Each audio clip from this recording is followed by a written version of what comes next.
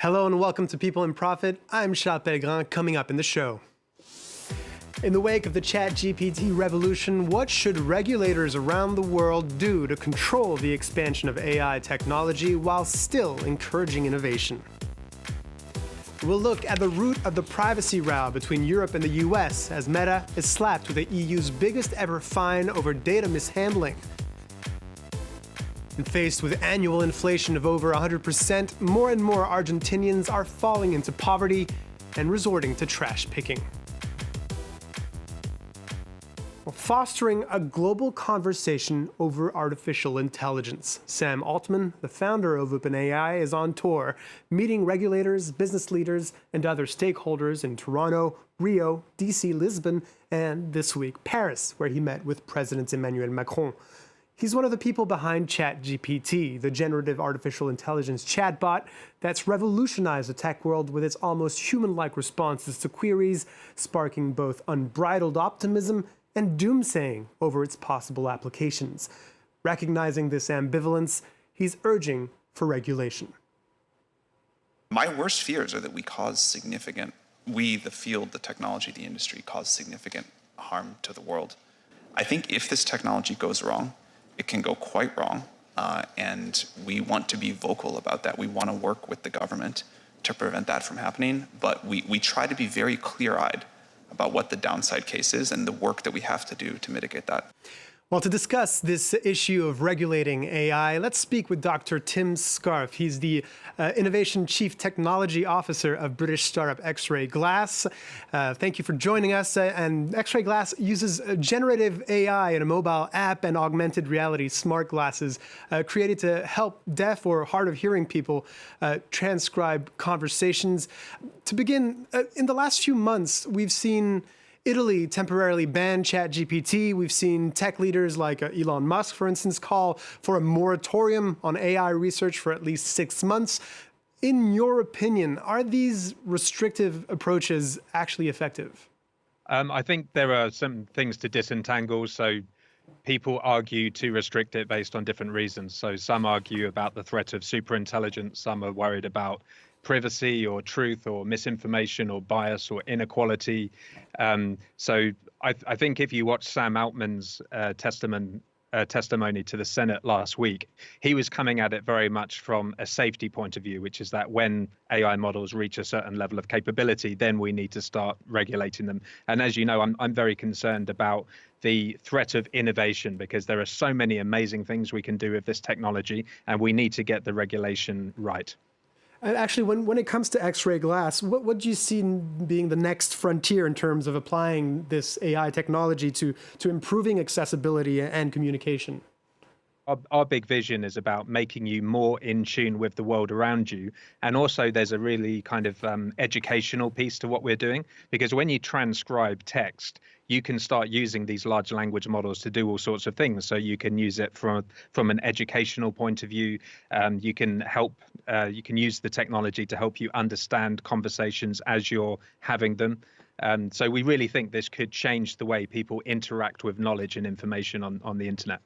The pace of innovation, as you well know, and development in AI is relentless. But for every new tool, we humans, we need time to learn how to master these tools. Is there a disconnect between the pace of innovation and our ability to learn all this new information? And how do regulators keep up with that gap, with that delay? Yeah, well, I normally argue that there is a huge gap. So there's the digital divide, and we now live in the infosphere where, the internet and information is the primary way that we actually understand the world we live in. And there's almost no friction between the legal landscape and the technology landscape. But recently that's starting to change. So there was the US Senate meeting. There's this new AI Act directive, which is going to come into force in about 2 or 3 years' time. And it really is catching up with the technology. But I wonder that it could go a little bit too draconian and overcompensate for the gap that we've had up until now. And isn't that a worse of two evil, to go to overcorrect rather than not correct at all? Enough? I think so, because it could slow down innovation, particularly the technology landscape in Europe. There aren't many very big technology companies that come out of Europe, and it's because it's very difficult to get funding, but it's also because of the extremely draconian regulatory environment in Europe, unfortunately.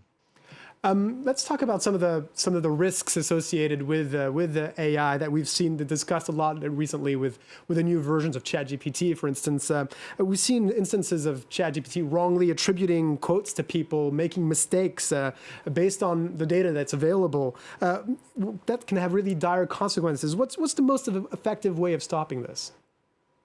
It's a very difficult question. So the technology itself inherently doesn't support truth. What it does is it learns these very powerful statistical representations from data, but it's parasitic on the data that it's trained on. And unfortunately, most people won't see the failure modes, which is why there's a huge public awareness and education piece that needs to be part of these language models. There are also other threats around deception, and misinformation is how the technology is used by platforms and what kind of societal effects it has. But as you can appreciate, there's an awful lot that we need to do to think about how to regulate this effectively, but still maintaining the ability for companies like us to innovate with the technology. And in your opinion, what do you think what's the thing that concerns you the most? Well, counter to some of the narrative at the moment, I'm not very concerned about the threat of superintelligence, but I am quite concerned about the pernicious effect it might have on society in terms of how we perceive the world around us. I mean, for example, there's this concept of reversibility, which is that when you come home and you see the dishes, they've been cleaned.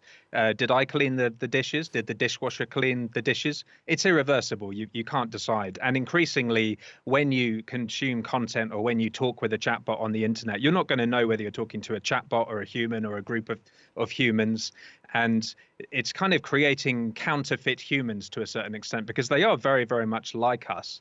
And I think that will subtly change society in ways that we can't predict. And we need to think about that. We're seeing right now the world's biggest tech groups in the US and Europe and China as well dive in headfirst in this race to develop the next chatbot. What is the effect of this race on this the discussion on regulation? Is it actually stifling it, or is it encouraging it further?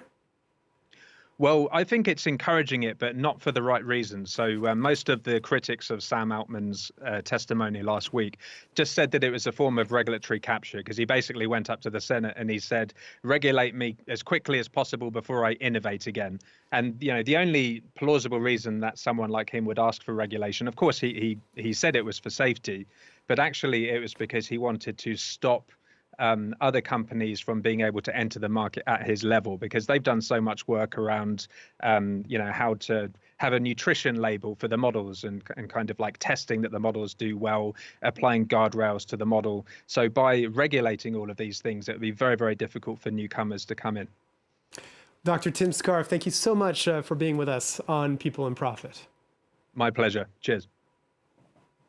Well, this week, tech giant Meta was fined 1.2 billion euros for mishandling data under EU privacy law and was asked to suspend the transfer of data to the US within 5 months. The decision by Ireland's Data Protection Commission relates to the potential exposure of EU citizens' personal information to US intelligence agencies. Well, this is the biggest fine issued under the General Data Protection Regulation Privacy Law, or GDPR, which was implemented in 2018 and is a result of a decade-long legal battle. Well, for more on this, let's speak with XRAI. Yuka, when did this all start, and why is it such a bone of contention between the EU and the US? Well, Charles, it really boils down to fundamental differences in the level of data protection in Europe and America. And the battle between big tech and EU regulators started in the wake of the 2013 revelations by Edward Snowden, a former contractor at the US National Security Agency. After the Snowden files showed how US government agencies were routinely accessing people's personal data through online platforms, Austrian lawyer Max Schrems, the founder of campaign group None of Your Business, mounted a legal challenge against Facebook's handling of its users' data. Well, Washington and Brussels have been trying to iron out an agreement on this issue. Well, the EU doesn't allow personal data to be transferred outside the bloc unless there is a high level of protection. And that's problematic, as the US lacks a comprehensive federal privacy law. So in the year 2000, the two sides set up an arrangement called the Safe Harbor Framework, which had a set of principles to which American companies could voluntarily subscribe in order to carry out cross-border data transfers. But that framework was called into question by Mr. Schrems. And in 2015, the European Court of Justice invalidated it. A revised version of that pact called the Privacy Shield was also struck down by the same court in 2020. The EU and the US have been working on a new scheme since then, which is expected to be fully functional by the summer. Facebook could avoid suspending data transfers if it takes effect before the deadline, but Mr. Schrems has warned that the new pact will likely be struck down again. And what's been Meta's response to all of this? Well, Meta is appealing both the fine and the suspension order.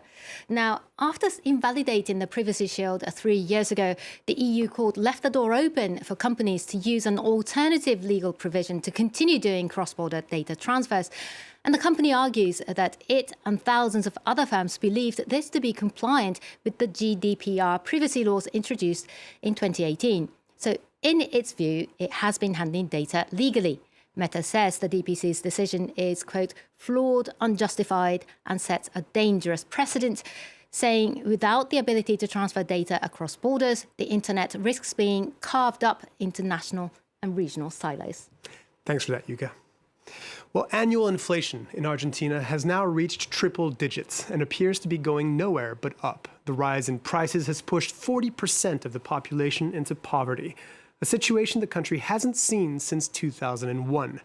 Nowhere is this more evident than at the open-air landfill of Luján in the suburbs of Buenos Aires, where more and more people are gathering to pick through the trash. Our correspondents in Argentina sent us this report. Hundreds of people have come every day to this open landfill for 50 years. They're looking for recyclable waste they can sell by weight. Some of them are third generation, like Pablo, who started at the age of 14. Life here has never been easy, but with annual inflation at 108%, it is even harder. La plata no sirve esta. Money isn't worth anything anymore, and each day we're getting poorer. With working here, we can at least buy some food. A new kind of worker has been showing up lately. People who have been forced out of their formal jobs because of the rise in prices and the economic crisis. I used to sell household products and it was going well, but then inflation started peaking and I had to close my shop. I've been working here for 2 months. I'm not going to say I got used to it or that I like it, but I need the money. It's possible to earn up to 20 euros a day. That's twice as much as the minimum wage. Inflation is affecting all social classes and almost every aspect of daily life in Argentina. Look, the whole menu is written by hand because the prices change almost every day. Argentina is trapped in a vicious cycle, a huge fiscal deficit. That is financed by printing money. That provokes a devaluation of our money and inflation, which causes a drop in economic activity, which generates precarity. Argentinians fear exponential inflation and the fear of falling below the poverty line. In April, prices kept rising, reaching a new monthly high of 8.4%. Well, that's it for this week. If you have any questions or comments, feel free to reach out to us on our various social media channels. And remember that you can also revisit all of our previous shows on France24.com or in podcast form on the platform of your choice. Thanks for watching and stay tuned.